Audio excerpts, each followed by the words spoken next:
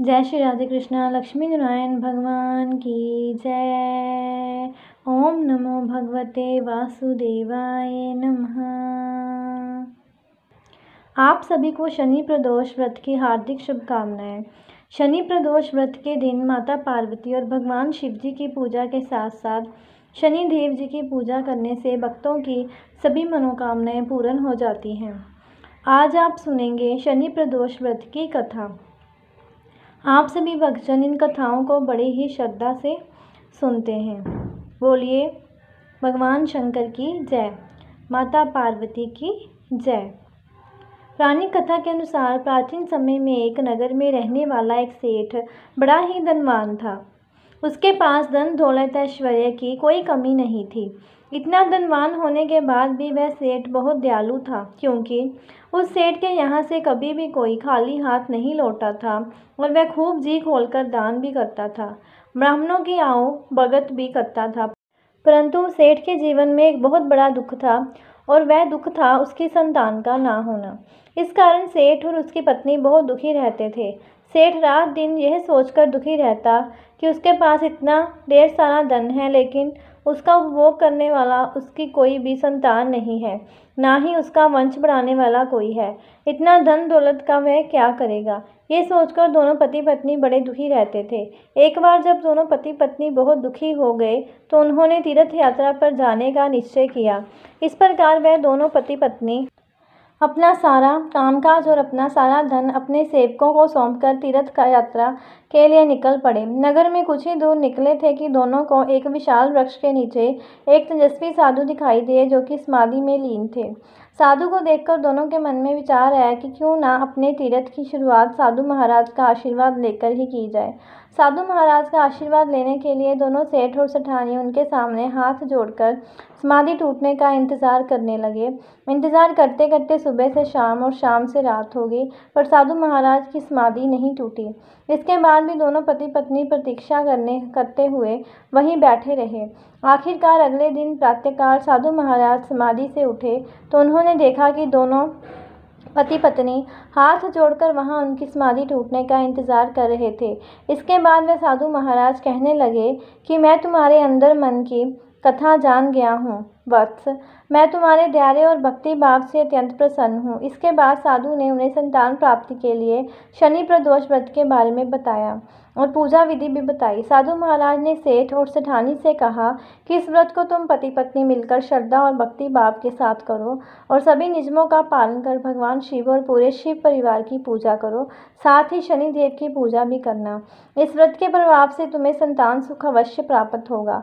साधु महाराज के ऐसे वचनों को सुनकर सेठ सेठानी के मन का दुख कुछ कम हुआ। वह बड़े प्रसन्न होकर उनका आशीर्वाद लेकर तीर्थ यात्रा पर निकल पड़े। जब तीर्थ यात्रा पूर्ण हुई तो दोनों अपने घर लौटे। फिर उन्होंने साधु महाराज के कहे अनुसार शनि प्रदोष व्रत का पालन किया। इस व्रत के प्रभाव से सेठ जी के घर एक सुंदर बालक ने जन्म लिया। इस तरह जो भी भक्त नियम पूर्वक श्रद्धा और पूजा पाठ करता है और शनि प्रदोष व्रत के नियमों का पालन करता है, शनिदेव और भगवान शिव उनकी सभी मनोकामनाओं को पूर्ण करके उनके दुखों को दूर करते हैं।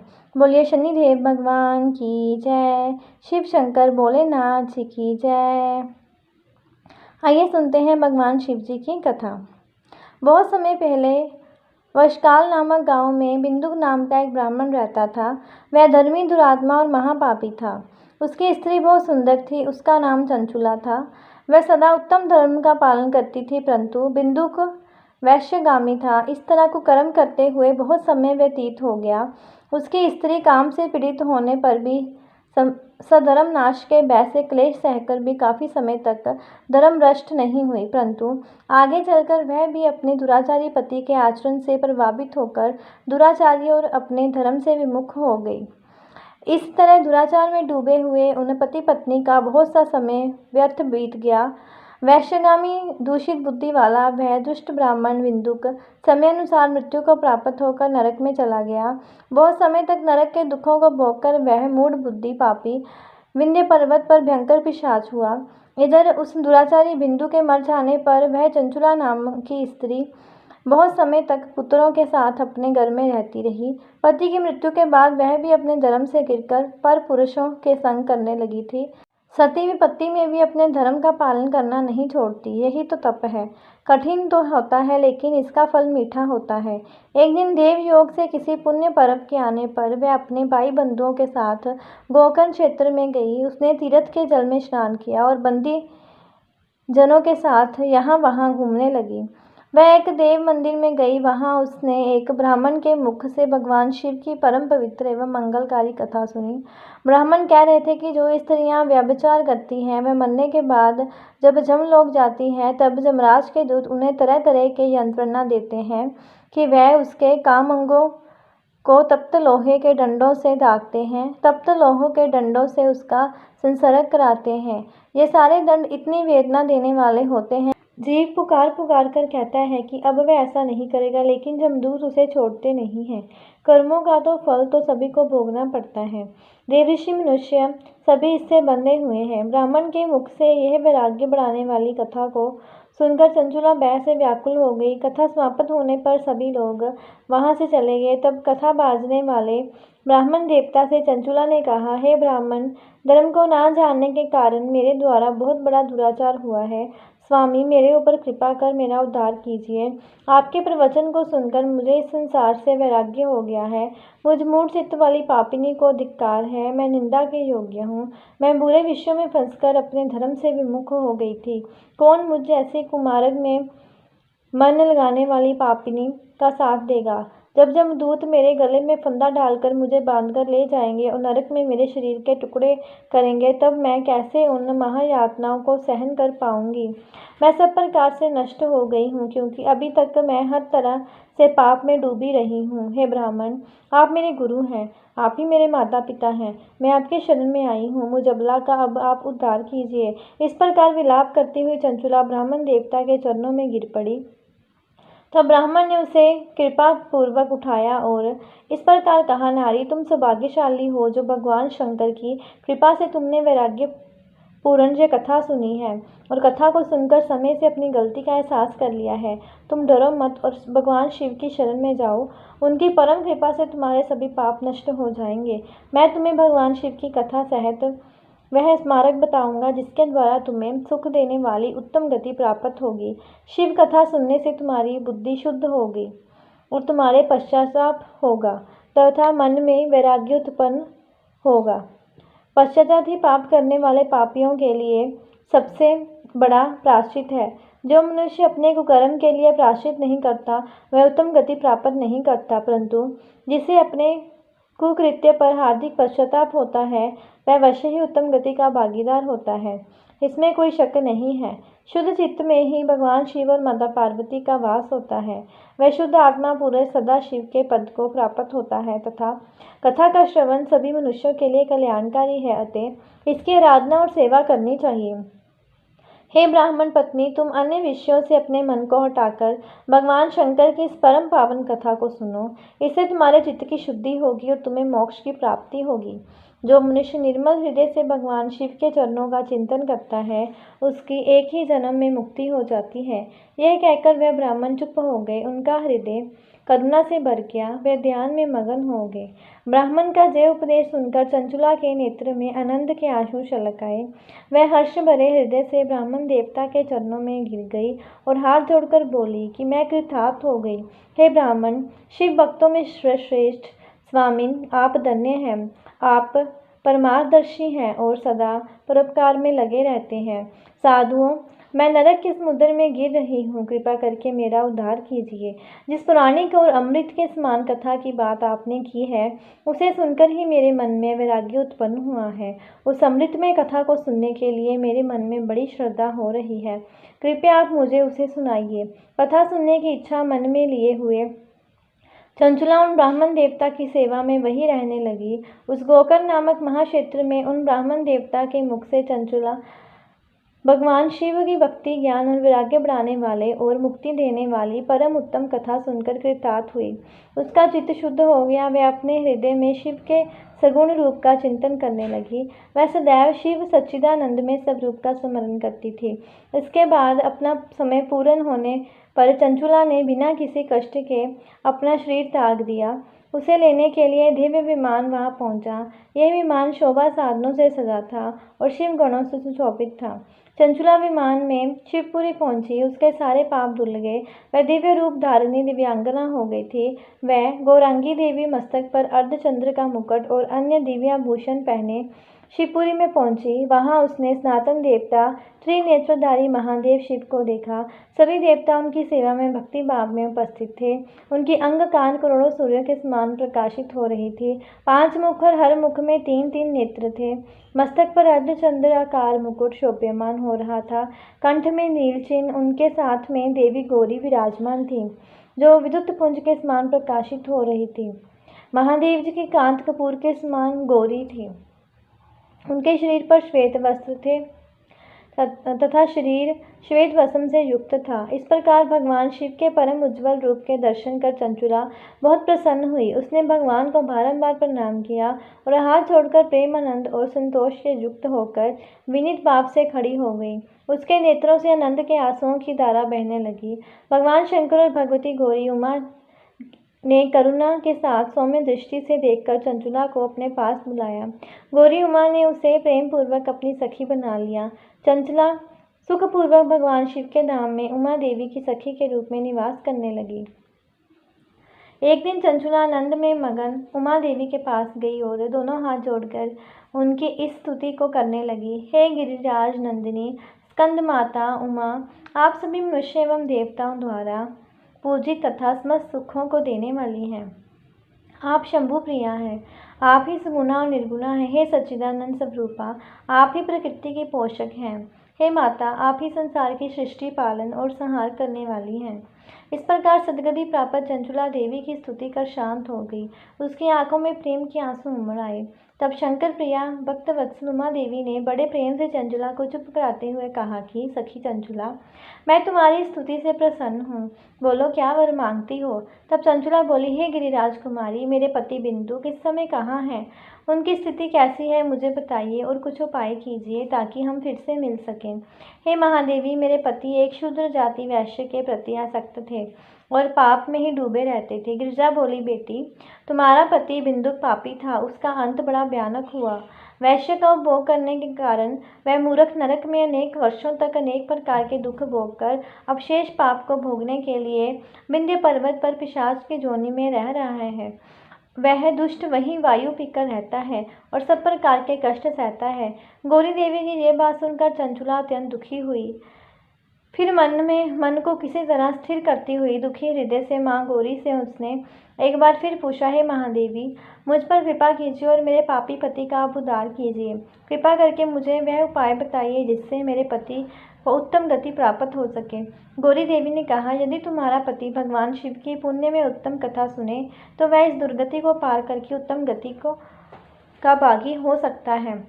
अमृत के समान मधुर गौरी देवी के ये वचन सुनकर चंचुला ने दोनों हाथ जोड़कर मस्तक झुकाकर उन्हें बार बार प्रणाम किया और प्रार्थना की कि मेरे पति को भगवान शिव की कथा सुनाने की व्यवस्था कीजिए। ब्राह्मण पत्नी चंचुला के बार बार प्रार्थना करने पर शिव प्रिया गौरी देवी ने भगवान शिव की महिमा का गान करने वाले गंधर्व राज तुमको बुलाकर कहा, तुम्हारी भगवान शिव में प्रीति है। तुम मेरे मन की सभी बातें जानकर मेरे कार्य को सिद्ध करते हो तो मेरी सखी के साथ विंध्य पर्वत पर जाओ। वहाँ एक महाघोर और भयंकर पिशाच रहता है।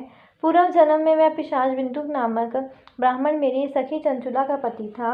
वह वैश्यगामी हो गया था। वह स्नान संध्या आदि नित्य कर्म छोड़कर अपवित्र रहने लगा। क्रोध के कारण उसकी बुद्धि भ्रष्ट हो गई थी। दुर्जनों से उसकी मित्रता तथा सज्जनों से द्वेष बढ़ गया था। वह अस्त्र शस्त्र से हिंसा करता, लोगों को सताता और उनके घरों में आग लगा देता था। चंडालों से दोस्ती करता और वह रोज वैश्य के पास जाता था। पत्नी को त्याग कर दुष्ट लोगों से दोस्ती कर उन्हीं के संपर्क में रहता था। वह मृत्यु तक दुराचार में फंसा रहा। मृत्यु के बाद उसे पापियों के भोग स्थान यमपुरी में ले गए।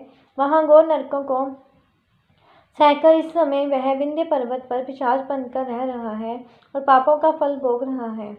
तुम उसके सामने परम पुण्य में पापों का नाश करने वाली भगवान शिव की दिव्य कथा का प्रवचन करो।